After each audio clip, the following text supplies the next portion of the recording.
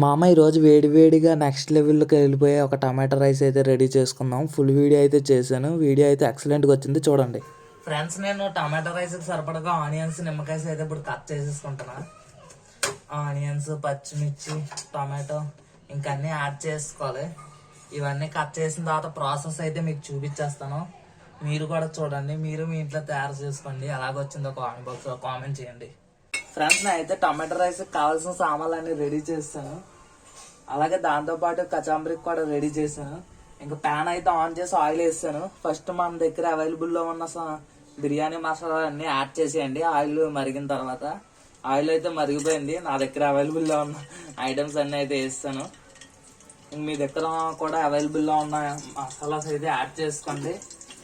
Process అంతా మామూలుగా ఉండదు, ఎక్స్ట్రాడినరీగా ఉంటుంది. ఇంకా నెక్స్ట్ ఈ మసాలాను అయితే మనం యాగనివ్వడమే. మనకు మసాలా యాగిపోయింది అని అన్నట్టునే నేను ఈ ఆనియన్ అయితే చిన్నదని చెప్పేసి అలా వదిలేసాను, డైరెక్ట్గా వేసేయడమే. ఇంకా మరిగిన తర్వాత ఆనియన్స్ అయితే యాడ్ చేసుకోండి. నెక్స్ట్ పచ్చిమిర్చి కూడా రెండు సైమల్టేనియస్గా యాడ్ చేసుకోండి. యాడ్ చేసుకున్న తర్వాత బాగా యాగనివ్వండి రోస్ట్గా, ఓకేనా గాయస్. మనకు ఆనియన్స్ అయితే ఎగిపోయిన తర్వాత నెక్స్ట్ అల్లం వెల్లుల్లి పేస్ట్ అయితే యాడ్ చేసేయండి. అది కూడా ఆయిల్లో యాడ్ చేయండి, పచ్చివాసన రాదు. పచ్చివాసన రాకుండా మనం ఆయిల్లో యాడ్ చేసుకొని ముందే వేపిస్తుంటే ఇంకా స్మెల్ అనేది ఉండదు. సో ఆనియన్స్ అయిపోయిన తర్వాత ఈ అల్లం వెల్లుల్లి పేస్ట్ కూడా వేసేసి ఫుల్గా అయితే ఫ్రై చేసేయండి.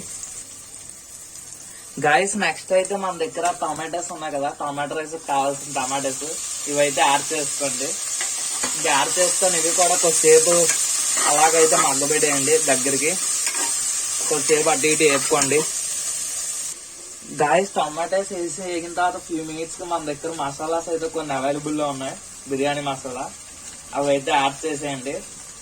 ఇది కూడా ఆయిల్లో ఫ్రై అయిపోవాలి గట్టిగా, అప్పుడే మనకు టేస్ట్ మీద నెక్స్ట్ లెవెల్లోకి వెళ్ళిపోతుంది. బిర్యానీ మసాలా కూడా యాడ్ చేస్తాం. బిర్యానీ మసాలా యాడ్ చేసిన తర్వాత గట్టిగా కలిపేయండి.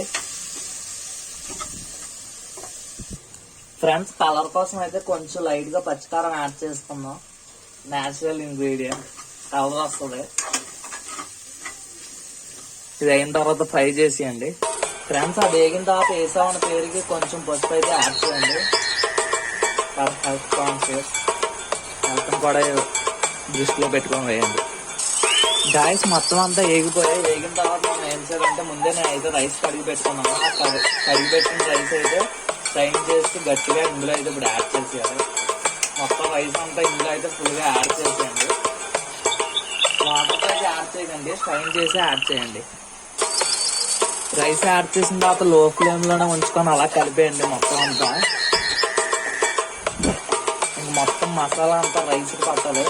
అలా ఒక లో ఫ్లేమ్లో ఉంచుకొని ఒక 2-3 మినిట్స్ వరకు అలా కలిపేయండి. మొత్తం టెక్స్చర్ అయితే మామూలుగా ఉండదు, అదిరిపోద్ది. గాయస్, ఆయిల్లో అయితే రైస్ బాగా వేగిన తర్వాత ఒక 3 మినిట్స్ తర్వాత మీరు ఎంతైతే రైస్ క్వాంటిటీ తీసుకున్నారో ఆ రైస్కి సరిపడగా వాటర్ అయితే యాడ్ చేసుకోండి. కుక్కర్లో తెలుసుగా ఎలాగ యాడ్ చేయాలో 1:2 రేషియోలో యాడ్ చేసుకోండి. యాడ్ చేసి గాయస్ వాటర్ యాడ్ చేసుకున్న తర్వాత నెయ్యి అయితే యాడ్ చేసుకోండి. నెయ్యి చాలా గట్టిగా ఉంది, ముద్దలాగా రావట్లేదు, బట్ కొంత అయితే యాడ్ చేసుకోండి నెయ్యి.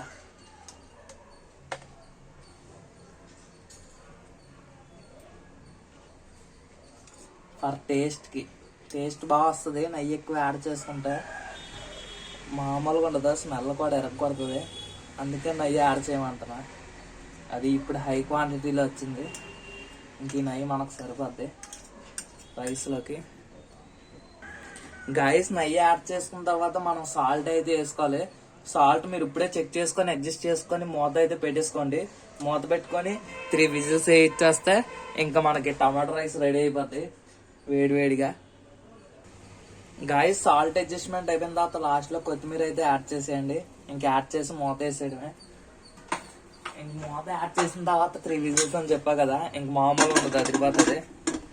ఇంక కుక్కర్ మూత తీసిన తర్వాత కలుద్దాం. ఫ్రెండ్స్, మన వేడివేడి టమాటా రైస్ అయితే రెడీ అయిపోయింది. మీరు మనకు 3 విజిల్స్ వచ్చి కల్లా వెంటనే తీసేకండి. ఒక 5 మినిట్స్ నుంచి 10 మినిట్స్ మధ్యలో అలా పొయ్యి మీద అయితే వదిలేయండి. ఇంకా మన టమాటో రైస్ ఫ్లేవర్స్తో అయితే ఇలాగ వచ్చేస్తుంది. మీరు డైరెక్ట్గా సర్వ్ చేసుకోకూడదు, ఆ మసాలా ఫ్లేవర్ మొత్తం అయితే కలపాలి ఒకసారి. మనం అందాక నెయ్యి ఆటి వేసాం కదా, అది ఇది మొత్తం మిక్స్ అవ్వాలంటే మనం స్లోగా అలా కలపాలి. కలిపిన తర్వాత సర్వ్ చేసుకోవడమే. ఆవిరిలో అయితే గట్టిగా వచ్చేస్తున్నాయి. ఫ్రెండ్స్ మన టమాటో రైస్ రెడీ అయిపోయింది. ఇంక వేడివేడిగా అలా ప్లేట్లోకి అయితే సర్వ్ చేసుకోవడమే. ముందు మా డాడీకి వేసేస్తున్నా, నెక్స్ట్ నేను కూడా వేసుకుంటా. ఎలాగుందో టేస్ట్ చూసేద్దాం. మామూలుగా ఉండదు. స్మెల్ అయితే భలేగా వస్తుంది ఫ్రెండ్స్. ఏదో బిర్యానీ స్మెల్ లా ఉంది, టమాటో రైస్ స్మెల్ అలా అనిపించట్లేదు నాకు. ఓకే, నేనే వేసుకున్నాను. ఇంక ఇదైతే పక్కన పెడేద్దాం, మళ్ళీ చల్లారిపోతుంది. ఈ కచాంబరి అయితే వేసుకున్నాం, తయారు చేసిన కచాంబరి.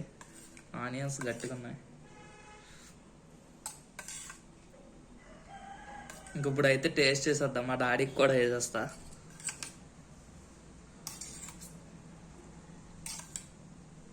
ఇంక టేస్ట్ చేసి టేస్ట్ ఎలాగుందో చెప్దాం. ఫ్రెండ్స్ ఇప్పుడు మనం వేడి రైస్తో బిర్యానీ తినేయడమే. ఇంకా కచాంబరిని అలా రైస్లో కలుపుకుంటే టేస్ట్ అయితే బాగుంది. బిర్యానీలో ఉంది, టమాటో రైస్ రాలేదు. నీకు అలా అనిపించింది? బాగుంది చాలా బాగుంది. ఫ్రెండ్స్ టమాటో రైస్ అయితే ఇప్పుడే ఫినిష్ చేశాను. మన దగ్గర విశాఖ డైరీ నుంచి వచ్చిన దూద్ పేడ అయితే ఉంది. దాన్ని ఓపెన్ చేసి టేస్ట్ చేసేద్దాం. శుభ్రంగా తిన్న తర్వాత ఏదైనా ఒక స్వీట్ వేస్తే మామూలుగా ఉంటుంది తెలుసా. పైన ఒక పేపర్ ఉంది, జస్ట్ ఓపెన్ చేద్దాం. దూద్ పేడ. ఇప్పుడు దీన్ని టేస్ట్ చేద్దాం.